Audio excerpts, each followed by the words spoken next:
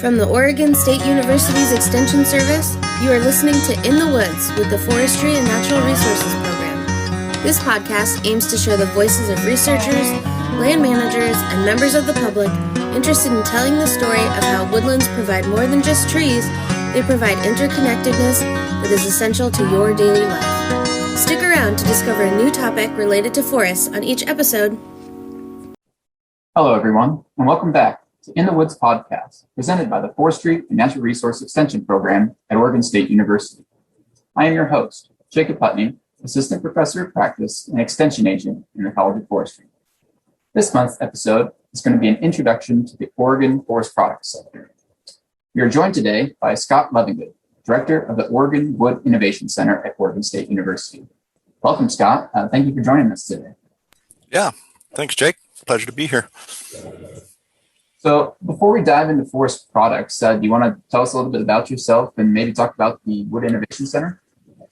Sure, yeah. So I've been with OSU Extension Service since 1994. I've had a couple of positions with OSU, county office positions where I worked with the wood products industry in Southern Oregon and then up in the Portland metro area.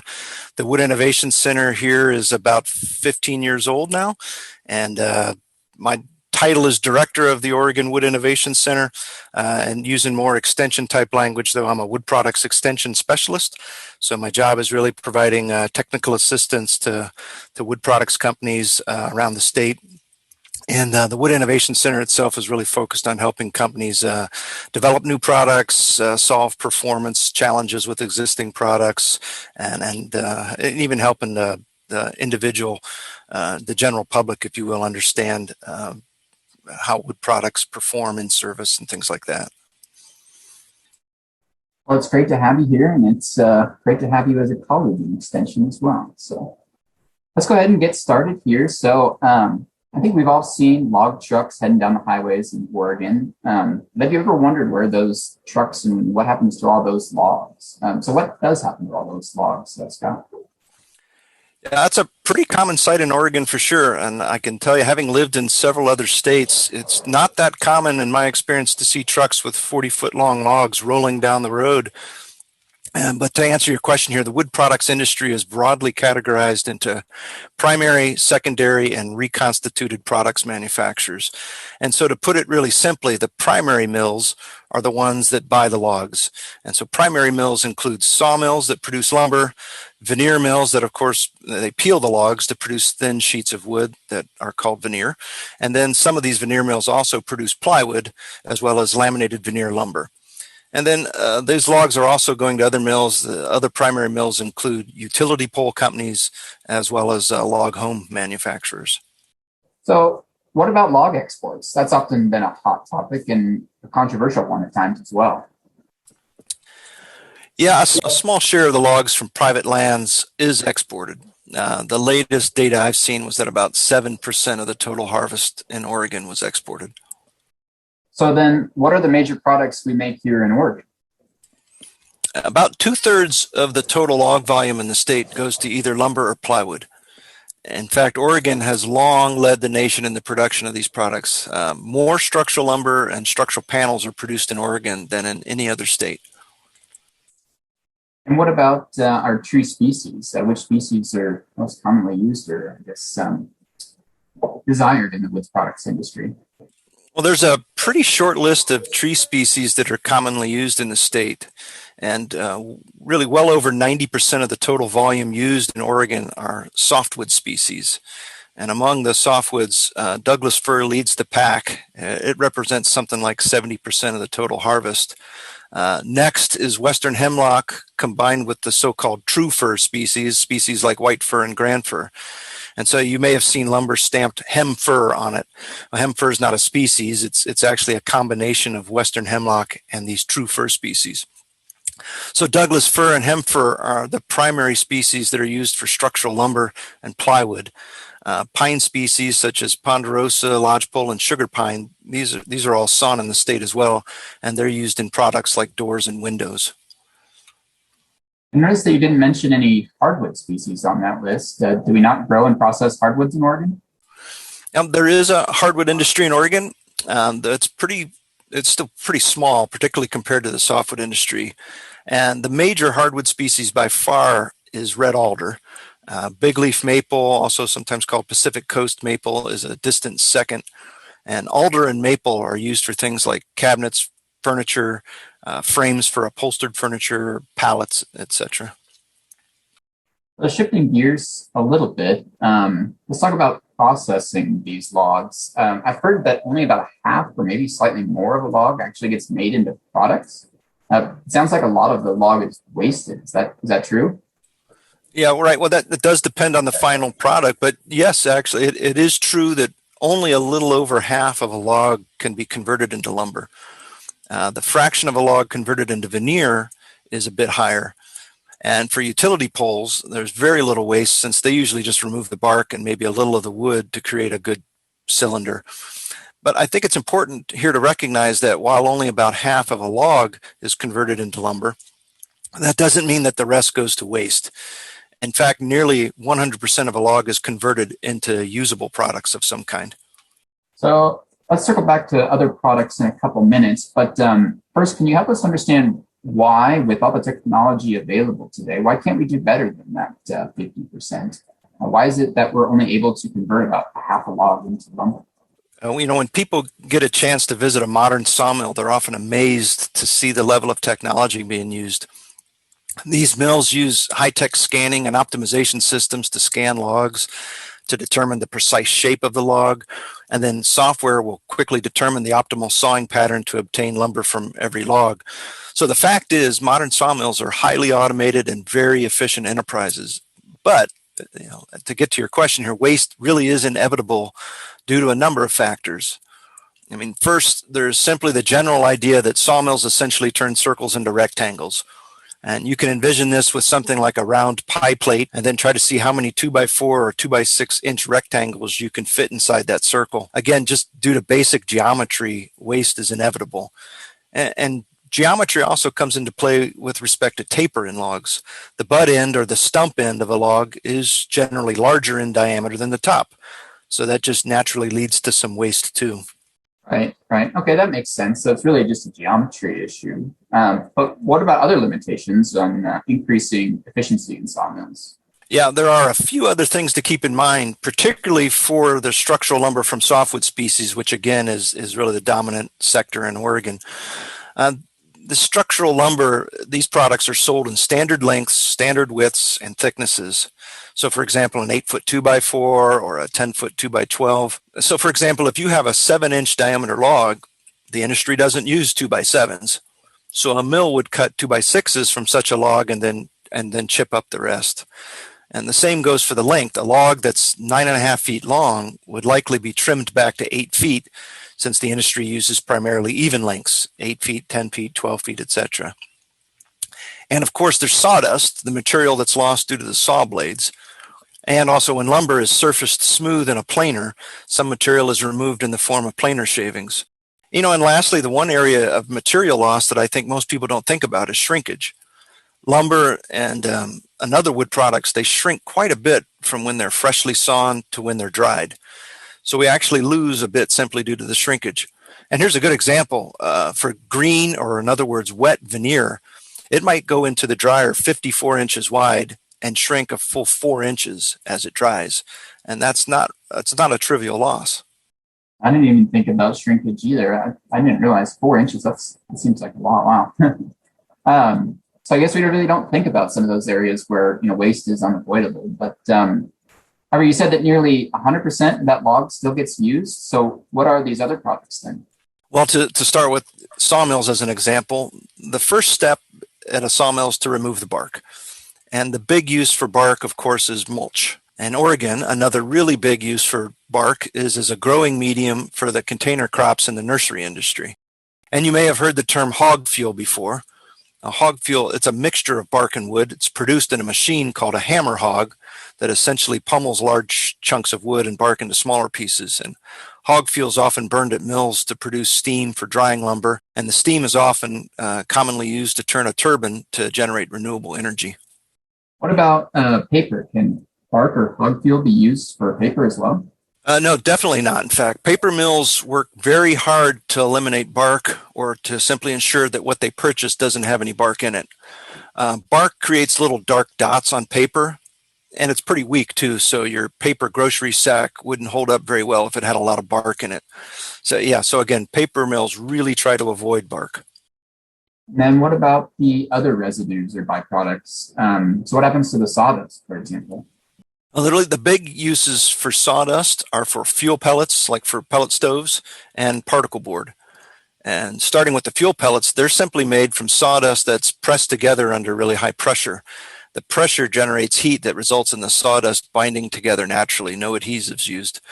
Particle board mills do use adhesive though, and they spray adhesive on the sawdust and press it together. And these mills use planer shavings and some of the larger residues as well to make particle board, which often goes into furniture or say under the formica under your countertop, for example. So we mentioned the bark and the sawdust, but what about the larger pieces, turning that circle into a rectangle? Right, yeah. Larger byproducts in a sawmill, like the little half moon shaped slabs from the outside diameter of the log, those are usually sent to a chipper. And again, when they're free of bark, chips are really the primary raw material used by paper mills. Chips are also used to produce medium density fiberboard, what's commonly called MDF. And of course, the chips are used on playgrounds and hiking paths as well. Lastly, I should mention that chips, as well as planer shavings, are commonly used as animal bedding. Again, though, the main idea here is that very nearly 100% of a log is converted into usable products. It's just not possible to convert it all into lumber or veneer. Circling back to paper now, do we grow trees to make paper in Oregon? No, we really don't. Though that is common in the southeast and the Midwest regions of the U.S. They have so-called pulpwood plantations of species like southern pines and aspen, for example, that grow really rapidly. And these trees are harvested at a pretty young age. They're chipped, whole tree chipped and converted into pulp and paper. But in the Pacific Northwest, pulp and paper are primarily produced from mill residues and recycled fiber. However, we do use some whole trees for pulp. For example, logs that are damaged in some way or that have a lot of decay in them. These low-grade logs may be sent directly to the chipper rather than being sawn into lumber. And some of our hardwood species that currently lack a viable market are also chipped to be used for pulp. Let's move forward and talk about the future a little bit. You introduced the Wood Innovation Center, which you're the director of. What sort of innovations do you see occurring in the industry? Well, with respect to new products, the big new product that's getting so much attention is cross-laminated timber, or CLT for short, and some other so-called mass timber products like mass plywood panels.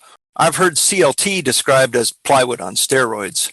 It's essentially lumber glued together with the grain in alternating layers at 90 degrees to the adjacent layer, again, just like plywood, just with larger pieces. CLT is produced in large panels, and it's used to produce structures, some up to 18 or more stories tall. In fact, there's a dormitory at University of British Columbia that's 18 stories tall, made out of wood. There's a lot of research happening right now to explore making CLT from a variety of wood species, different types of connections, earthquake and fire performance testing, and durability to fungi, etc. And I'd say the other really big area of new product innovation in wood products is related to wood modification. This involves using heat and or chemicals to essentially alter the chemistry of wood so that it's more durable, harder, stronger, etc. There's not a lot of that going on in Oregon right now, but I think it's only a matter of time before we'll see some companies producing products like thermally modified timber in Oregon, for example. I haven't actually got a chance to visit it yet, but the new forestry building at Oregon State, PV Hall, is made out of cross-laminated timber, correct? Yeah, that's right. In fact, we have two new buildings here. The PV Forest Science Center, where the old PV was taken down, and the new PV Forest Science Center is made out of glulam beams, which is an old product, but then cross-laminated timber panels as well. And then the AA Red Emerson Advanced Wood Products Lab, which is just southwest of the PV Forest Science Center. That's made out of glulam beams and columns as well, but also mass plywood panels. So we have a couple of mass timber buildings here in the College of Forestry now that are just a little over a year old. And did a majority of the wood for those buildings, did that come from Oregon or around the Pacific Northwest?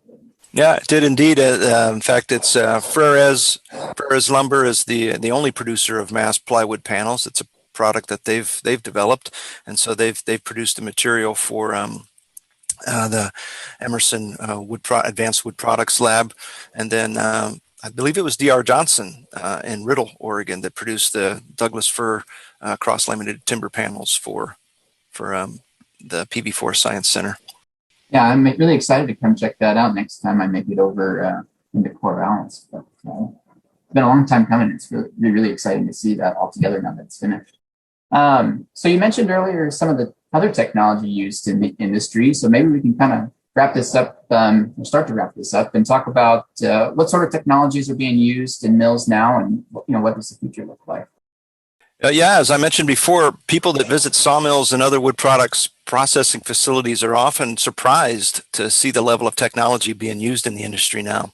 For example, here in Corvallis, where OSU is based, there's a firm that uses scanning technology like lasers and cameras to identify things like knots and decay in wood. And then they use artificial intelligence to automatically assign a grade to the lumber. And that same company is part of a company that uses CT scanners, like used in the medical field, to scan logs to identify internal characteristics of the logs as well. And so that kind of detailed information on the log's shape, where the knots are, if there's decay, etc. Again, that kind of information really helps mills to ensure they get the maximum amount of lumber and veneer out of every log. It's really amazing is how much goes into the wood products industry and how much technology is used. We might have to have you on here again to talk about some of these new products being developed. I've done a couple of mill tours when I was in undergrad in college, and it's just amazing as how fast those 2x4s can move through some of those facilities. Thank you so much for joining us today, Scott. As we kind of slowly start to wrap up here, why don't we move into what we're calling our lightning round, where we ask each of our guests a couple questions. So the first one here is, what is your favorite tree?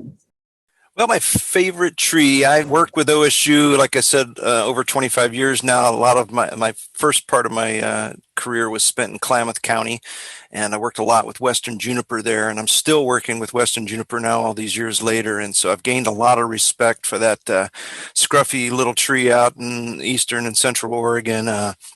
It's a tough little tree. It grows right out of rocks in some places. It can shut down and go dormant when there's no water and then turn it on again. Not a lot of trees seem to be able to do that. And so it's aromatic. It's naturally durable. I'd have to say juniper's on the top of my list. No kidding. I think a few folks in Eastern Oregon may not agree with you on that. No, it is a very resilient tree. I'll have to do that. So the next question here is, what is the most interesting thing you bring with you in the field, whether in your cruiser vest or field kit? Most interesting thing I bring with me in the field.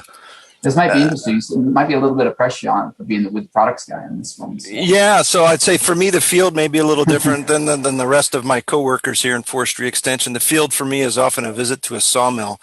And so more and more lately, I am bringing in this little automated system for measuring size on lumber, for example. So if we're doing quality control, lumber size control, I've got a handy little device here. It comes out of Vancouver, BC, that put your digital calipers on the lumber, push a button on it, and it reads into your little handheld tablet, and it can give you instant information on how your saws are performing in the mill. So what kind of deviation you have from end to end and edge to edge, and if some maintenance needs to be done. So, and frankly, that's fairly low tech. Most of the mills have automated systems with lasers that do that. Mine, I just carry this little portable one with me is all. That sounds actually really interesting. I have to check that out one of these days. So the last question here is, what resources would you recommend for our listeners if they're learning more about either the Wood Innovation Center or the wood products sector here in Oregon, or any of the wood products or things that we develop in our mills all throughout the state? Yeah, well, of course, put in a plug here for the Wood Innovation Center's website. That's owic.oregonstate.edu, and we've got quite a bit of information there. I'll say that again, owic.oregonstate.edu. Another thing that the Wood Innovation Center at OSU maintains is the Oregon Forest Industry Directory. And I won't go through the trouble, I guess, of reading out that address, but so that's an online directory of all the firms in Oregon. The Sawmills includes landowners, small mill operators, large mill operators, furniture makers, service providers, logging contractors, foresters, things like that. And I always tell people, in fact, we have a bachelor's, master's, PhD program here in wood science called Renewable Materials for our undergrads and wood science for our graduate students. But I tell them the USDA Wood Handbook is really the critical resource to keep at your fingertips as far as understanding different properties of wood. I mean, it really goes through everything you ever wanted to know about wood and more in one handy manual. And it's online. So if you looked up the USDA Wood Handbook, Wood is an Engineering Material, you'll find a PDF version online. Okay, great. Yeah, we'll make sure and get those resources on our website too. So thank you again for joining us today, Scott. It's been great. So as you're listening today, if any questions came up or if you'd like to hear more about the forest products sector in Oregon, drop us a comment or send us a message on our website at blogs.oregonstate.edu/inthewoods podcast. This concludes this month's episode. We will see you all next month. Bye, everyone. Thanks so much for listening. Show notes with links mentioned on each episode are available on our website, blogs.oregonstate.edu/inthewoods podcast. We'd love to hear from you. Visit the Tell Us What You Think tab on our website to leave us a comment, suggest a guest or topic, or ask a question that can be featured in a future episode. And also give us your feedback by filling out our survey. In the Woods is produced by Lauren Grand, Carrie Berger, Jacob Putney, Stephen Fitzgerald, and Jason O'Brien, who are all members of the Oregon State University Forestry and Natural Resources Extension Team. This podcast is made possible by funding from the Oregon Forest Resources Institute. Music for In the Woods podcast was composed by Jeffrey Hino, and graphic design was created by Christina Freehoff. We hope you enjoyed the episode, and we can't wait to talk to you again next month. Until then, what's in your woods?